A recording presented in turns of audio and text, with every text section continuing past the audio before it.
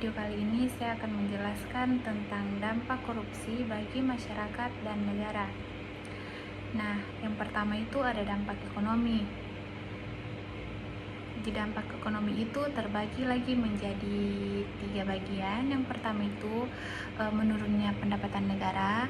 Yang kedua mengurangi integritas asing. Dan yang ketiga itu meningkatkan biaya publik. Nah, yang kedua itu ada dampak sosial. Nah, di dampak sosial ini pun terbagi menjadi 3 bagian. Yang pertama itu memperlebar kesenjangan sosial. Nah, korupsi membuat orang kaya semakin kaya dan yang miskin semakin menderita karena program bantuan sering diselewengkan. Nah, yang kedua itu hilangnya kepercayaan publik. Masyarakat menjadi tidak percaya kepada pemerintah dan pejabat publik karena banyaknya korupsi yang tidak ditangani secara adil.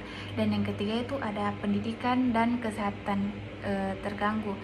Misalnya dana BOS, beasiswa atau bantuan kesehatan sering dikorupsikan. Akibatnya itu sekolah kekurangan fasilitas, pasien miskin kesulitan mendapatkan layanan.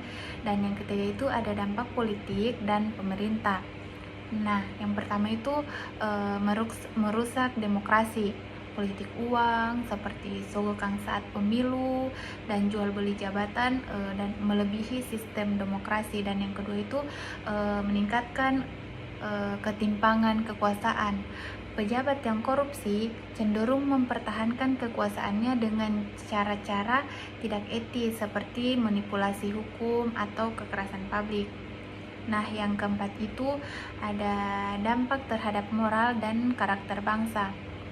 Yang pertama itu ada membudayakan ketidakjujuran. Korupsi yang terus-menerus ditoleransi membuat masyarakat terbiasa dengan praktik tidak jujur. Adapun contoh dampak korupsi, misalnya itu pendidikan,